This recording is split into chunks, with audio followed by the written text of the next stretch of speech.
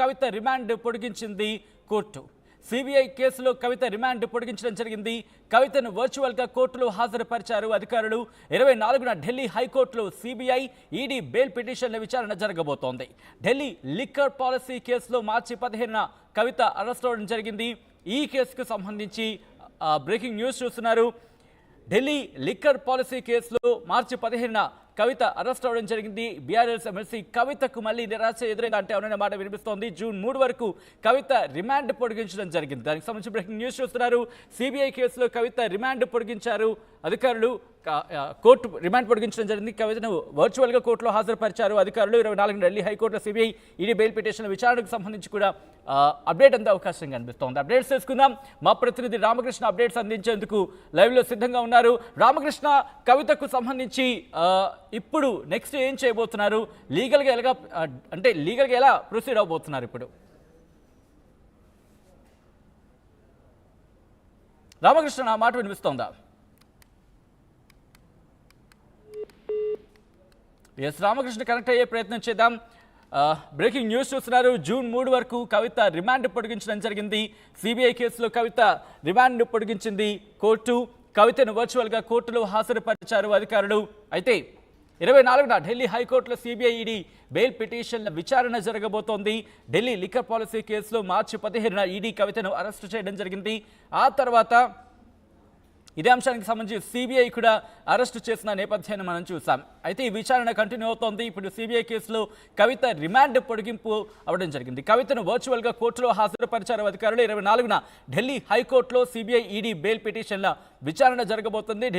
Delhi liquor policy కేసులో మార్చి 15న కవిత arrest జరిగిన తర్వాత ముఖ్యంగా ఈడీ అరెస్ట్ చేసిన తర్వాత ఆ తర్వాత కవితకు సంబంధించి ఇప్పుడు సిబిఐ రంగంలోకి దిగిన తర్వాత కూడా ఇప్పుడు విచారణ కొనసాగిన పరిస్థితి మనం చూస్తున్నాం. మా ప్రతినిధి రామకృష్ణ అప్డేట్స్ అందించేందుకు లైవ్లో జాయిన్ అవుతున్నారు. రామకృష్ణ, కవిత లిక్కర్ పాలసీకి సంబంధించి ఇప్పుడు సిబిఐ కేసులో కవిత రిమాండ్ పొడిగించినట్టుగా తెలుస్తోంది. డీటెయిల్స్ ఏంటి ఫస్ట్లీ, ఆ తర్వాత ఎలా దీన్ని అంటే లీగల్గా ఎలా ప్రొసీడ్ అవ్వాలనుకుంటున్నారు కవిత? అయితే కవిత జ్యుడిషియల్ రిమాండ్ ఈ రోజు ముగిసిన నేపథ్యంలో ఆమె జ్యుడిషియల్ రిమాండ్ ని సిబిఐ ప్రత్యేక న్యాయస్థానం జూన్ 3వ తేదీ వరకు పొడిగించడం జరిగింది. ఇందుకు ప్రధానమైన కారణం ఈ నెల 20వ తేదీన 24వ తేదీన కవితకి సంబంధించిన బెయిల్ పిటిషన్లు, ఒకటి సిబిఐ బెయిల్ పిటిషన్, రెండు బెయిల్ పిటిషన్లు కూడా ఢిల్లీ హైకోర్టులో విచారణకు ఉంది. జస్టిస్ స్వర్ణకాంత్ శర్మ నేతృత్వంలోని బెంచ్ ఈ కవితకి సంబంధించిన రెండు పిటిషన్లు కూడా విచారణ చేయబోతున్నారు. మరి ఈ నేపథ్యంలోనే ఆమె జ్యుడిషియల్ రిమాండ్ జూన్ 3 వరకు కూడా పొడిగిస్తూ నిర్ణయం తీసుకున్న దాదాపు 14 రోజుల పాటు జ్యుడిషియల్ రిమాండ్ పెంచారు. అంటే ఇంకా ఒకవేళ కానీ అక్కడ ఢిల్లీ హైకోర్టులో కానీ రెండు కేసుల్లో కూడా బెయిల్ కానీ రాకపోతే మాత్రం ఆమె సుప్రీంకోర్టుని అప్రోచ్ అవ్వాల్సి ఉంటుంది.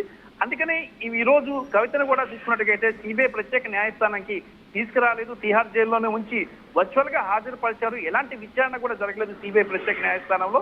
కవిత కేసుకు సంబంధించి జస్ట్ ఫర్ రిమాండ్ విధించారు.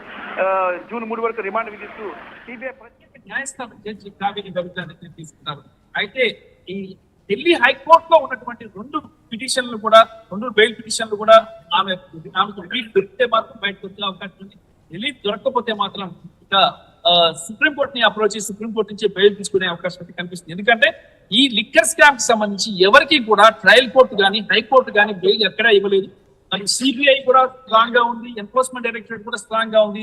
ఇద్దరు కూడా చూసినట్లయితే కవిత పాత్ర ఉంది కాబట్టి ఆమెకు బెయిల్ ఇవ్వద్దు, ఆమె సాక్షులు ప్రభావితం చేసే అవకాశం ఉందని చెప్పేసి స్ట్రాంగ్ గా వాదనలు వినిపించడంతో పాటు భార్య ఈ కోర్టుకి సమర్పించారు. మరి కోర్టు కూడా దీన్ని పరిశీలించిన తర్వాత దీనిపై డెసిషన్ తీసుకునే అవకాశం అయితే కనిపిస్తుంది. ట్రయల్ కోర్టులో బెయిల్ రాలేదు, మళ్ళీ హైకోర్టులో కూడా బెయిల్ వచ్చే అవకాశం కూడా కష్టమే అనిపిస్తుంది. ఇంకా ఆమె సుప్రీం కోర్టుని అప్రోచ్ చేసి సుప్రీం కోర్టు నుంచి బెయిల్ తీసుకోవాల్సిన పరిస్థితి అయితే ఏర్పడుతుంది. ఇటు అరవింద్ కేజ్రీవాల్ గానీ ఇదే స్కామ్ లో ఢిల్లీ ముఖ్యమంత్రి అరవింద్ కేజ్రీవాల్, అలాగే ఆప్ ఎంపీ సంజయ్ సింగ్ గానీ అందరికి కూడా సుప్రీం కోర్టే బెయిల్ ఇచ్చింది. మరి కవితకి కూడా షరతులతో కూడిన బెయిల్ చేసే అవకాశం అయితే ఉంది. జూన్ 3 వరకు, అంటే జూన్ 3 వరకు ఒకవేళ కానీ జూన్ 3వ తేదీ వరకు ఆమె డిమాండ్ ఉంది కాబట్టి 24న కానీ బెయిల్ పిటిషన్ బెయిల్ రాకపోతే మాత్రం మళ్ళీ న్యాయవాదులు సుప్రీంకోర్టు బెయిల్ తెచ్చుకోవాల్సిన పరిస్థితి ఉంది. మరి ప్రస్తుతానికైతే మాత్రం హైకోర్టులో వీళ్ళు ఒక కారణం చూపించారు, కవిత హెల్త్ రీజన్స్ చూపించి బెయిల్ అడిగారు. హెల్త్ రీజన్స్ లో కూడా బెయిల్ వచ్చే అవకాశం